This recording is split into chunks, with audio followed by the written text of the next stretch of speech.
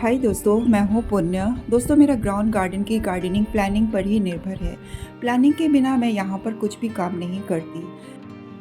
Ground में कहीं पर भी लैंडस्केपिंग का काम मेरी प्लानिंग के अनुसार ही होती है और वो भी मैं खुद ही रेडी करती हूँ। कभी मैंने माली को नहीं लगाया, चाहे गमलों का काम हो या तो ग्रास काटने का या तो कहीं पे डिज़ाइनिंग करने का। सारे मेरे खुद अपनी मेहनत है और सभी मेरी प्लानिंग के अनुसार ही मेरा गार्डन रेडी हुआ है। किस तरह के प्लांट को कौन से डायरेक्शन में हमें लगाना चाहिए, ये सारे हमें प्लानिंग के साथ ही अपने गार्डन को रेडी करना चाहिए। वही प्लांट को अगर आप गलत डायरेक्शन में लगा देते हैं तब तो आपके प्लांट ज़रूर ख़राब हो जाएंगे। गार्डन में हर एक प्लांट को उनको सही लोकेशन मिलने के कारण मेरे गार्डन के हर एक प्लांट, हर एक फूल कितने सुंदर से मुस्कुराते हुए दिख रहे हैं। इसीलिए गार्डनिंग प्लानिंग के बिना कुछ भी नहीं। तो दोस्तों, गार्डन की साफ़ सफाई का काम लगभग पूरी तरह से मेरा ख़त्म हो चुका है। इसलिए मैं आज सोच रही हूँ करके कि अपने ही गार्डन के कुछ इंडोर प्लांट्स को लेकर मैं एक बहुत ही सुंदर सा बुकेट बनाऊँ और वो बुकेट भी ऐसा करके कि सभी प्लांट बहुत अच्छे से सरवाइव भी रहे और देखने में बहुत ही सुंदर भी लगे। इसलिए दोस्तों, मैं आज इस बड़े से वाइट कलर के प्लांटर में इंडोर प्लांट की बुकेट आप लोग के सामने रेडी करने जा रही हूँ। काफ़ी दिनों से मैं प्लानिंग कर रही थी करके कि इंडोर प्लांट की एक बुकेट बनाऊं, तो आज मुझे टाइम मिला है।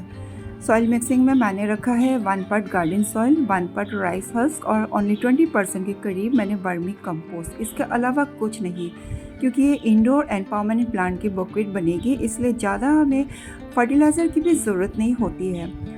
आप लोग किसी भी तरह के प्लांट की चॉइस कर सकते हैं, मगर आप ये ज़रूर चेक कर लेना करके कि उनकी नीड एक जैसी होनी चाहिए।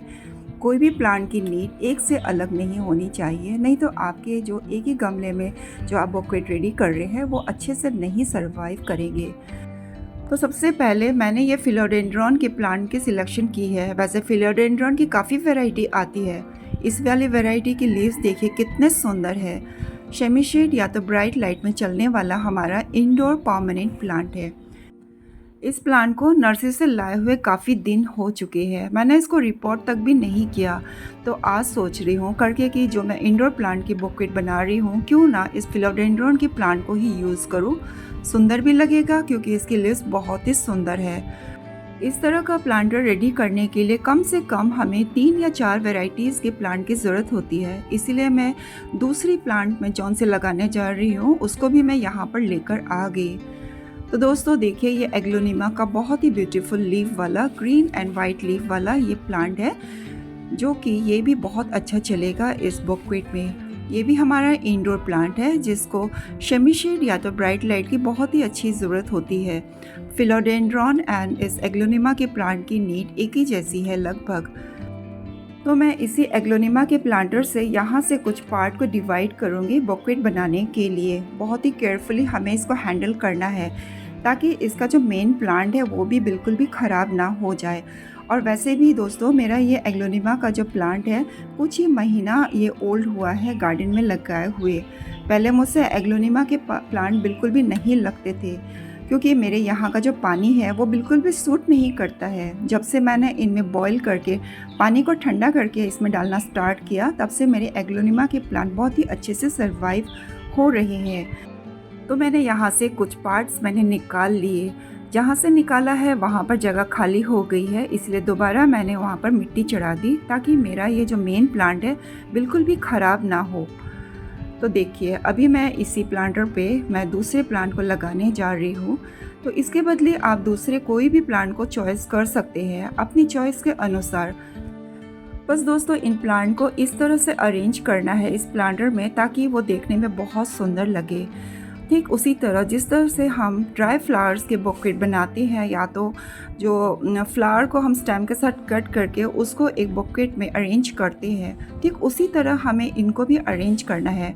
मगर इनमें ये फ़र्क है, ये हमारा लाइव रहेगा, यानी कि परमानेंट रहेंगे, ज़िंदा रहेंगे और सालों साल हमारे गार्डन में बने रहेंगे। तो दोस्तों देखिए, मैंने अब इनमें मिट्टी चढ़ाना भी स्टार्ट कर दिया।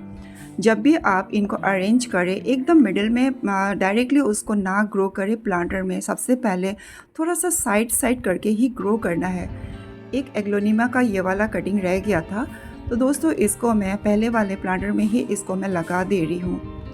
तो मैं कह रही थी इस तरह से अरेंज करना है करके कि जब आप फर्स्ट प्लांट को लगाते हैं थोड़ा सा उसको प्लांटर के साइड में ही करें। अगर आप बीच में ही तुरंत लगाना स्टार्ट कर देंगे तो दूसरे प्लांट को लगाने के लिए आप लोग के पास स्पेस नहीं रहेगा।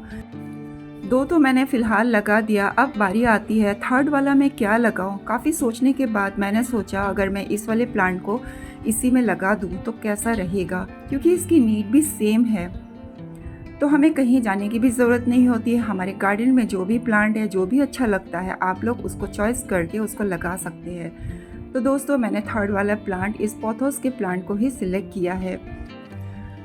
इसकी भी नीड एक ही जैसी है, ना ज़्यादा धूप की ज़रूरत होती है, ना ज़्यादा फर्टिलाइज़र की ज़रूरत होती है। सेमी शेड इंडोर बहुत ही अच्छा चलता है और वो भी हमारा परमानेंट इंडोर प्लांट है। तो यहाँ से मैं एक स्टेम की कटिंग ले रही हूँ, क्योंकि ये वाला प्लांट में मेरा जो प्लांटर है वो भी ज़्यादा पुराना नहीं है, इसी साल मैंने इसको ग्रो किया है। तो देखिए यहाँ से ही मैंने एक स्टेम की कटिंग ले ली है। बहुत ही फ्रेश है और बहुत ही अच्छा भी मेरा चल रहा है। इस पोथोस प्लांट की सिलेक्शन करने का मेरा एक रीज़न है, क्योंकि दोस्तों मैं इस प्लांटर में एक साइड से थोड़ा सा वाइन की तरह इनको मैं लटकाना चाहती हूँ, जो कि आप लोगों को पता है ये एक वाइन प्लांट है। इसकी जो स्टेम्प है नीचे की तरफ लटकेंगी तो बहुत सुंदर होगी। मेन जो स्टेम्प है बाद में जब अच्छे से चल पड़ेगा तो इसकी ऊपर की जो टिप है उसको मैं कट कर दूँगी, वहीं से और भी न्यू स्टेम्प इसमें डेवलप होंगी। तो बहुत सारी स्टेम नीचे की तरफ झूलेंगे तो बहुत सुंदर लगेगा। अब बारी आती है दूसरे प्लांट की। तो दोस्तों देखिए ये भी एक फर्न प्लांट है, बहुत ही छोटा है। तो इसको भी लगाना मैंने सोचा बहुत ही अच्छा चलेगा। ये भी हमारा इंडोर परमानेंट और सेमी शेड या तो ब्राइट लाइट में चलने वाला हमारा बहुत ही सुंदर एक ग्रीन प्लांट है। तो इसको मैं कहाँ पे ग्रो कर रही हूँ, देखिए फिलोडेंड्रॉन और एग्लोनिमा के प्लांट के जस्ट पीछे मैंने उसकी जगह बनाई है, थोड़ी सी स्पेस बनाई है और इस छोटे से प्लांट को मैं ग्रो कर दूंगी। अभी तो बहुत छोटा है, जब ये थोड़ा बड़ा हो जाएगा और भी अच्छे से इनमें लीव्स डेवलप हो जाएंगी तब इसकी ब्यूटी बहुत सुंदर से निखर के आएगी। और जो ये फर्न प्लांट है इसकी पत्तियाँ थोड़ी सी स्ट्रेट में सीधी सीधी सी जाएगी, तो पीछे की साइड एक बुशी लुक होगा। मैं इस फर्न प्लांट को ज़्यादा घना होने नहीं दूंगी। जब ज़्यादा घना हो जाएगा इसकी जो रूट्स है उसको नीचे से मैं डिवाइड करके हटा दूंगी। बस इसको एक सुंदर लुक देने के लिए ही मैंने इन प्लांट की चॉइस की है। तो दोस्तों मैंने कितने प्लांट लगाया है, मैंने 1 2 3 4 टोटल 4 प्लांट्स मैंने इस प्लांटर में लगाए हैं।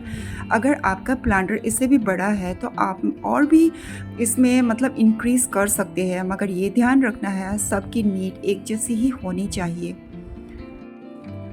तो दोस्तों जब मैंने ये पूरा बकेट रेडी कर लिया तब मुझे ध्यान आया करके कि अरे मेरे पास एग्लोनिमा की तो दूसरी वैरायटीज़ भी है, तो ये पिंक वाली वैरायटी अगर मैं लगा देती तो ज़्यादा ठीक रहता, क्योंकि सारा ही ग्रीन ग्रीन हो गया उस वाले बकेट में। एक और ये थोड़ा सा रेडिश वैरायटी में भी थी, मगर ये बहुत ही छोटा था, इसको तो लगाने का मुझे ध्यान था मगर ये बहुत ही छोटा है, इसको डिवाइड कर भी नहीं पाती। और मगर मुझे ये ज़रूर लगाना था। कोई बात नहीं, थोड़ा सा अगर उसमें ग्रोथ पकड़ जाएगा तो उसको निकाल कर फिर से उस पिंक वाली वैरायटी को इसमें शिफ्ट कर दूंगी। अभी तो फ़िलहाल मैंने इंडोर प्लांट की एक ही बकेट रेडी किया है, कुछ ही दिनों के बाद मैं दूसरा बकेट दोबारा रेडी करूंगी, मगर वो इंडोर प्लांट का नहीं बल्कि आउटडोर चलने वाले फूलों की प्लांट की होंगी, छोटी छोटी हाइट वाले, बहुत सुंदर लगेगा। मगर वो परमानेंट फ्लावरिंग प्लांट नहीं होंगे बल्कि वो सीजनल फ्लावरिंग प्लांट होंगे, छोटे छोटे प्लांट बहुत सुंदर दिखेंगे अगर मैं उस तरह के प्लांटर भी रेडी करूं। अभी गर्मियों का सीज़न है, इसीलिए डेली मॉर्निंग में हमें एक बार इनके ऊपर स्प्रे ज़रूर करते रहना चाहिए ताकि ये बहुत ही सुंदर से सर्वाइव हो और फ्रेश भी रहे। तो मेरा ये बकेट बन के रेडी हो चुका है। तो दोस्तों कैसा लग रहा है जब इसमें अच्छे से ग्रोथ पकड़ जाएगी और पूरा ये प्लांटर एक घना घना सा एक लुक आ जाएगा।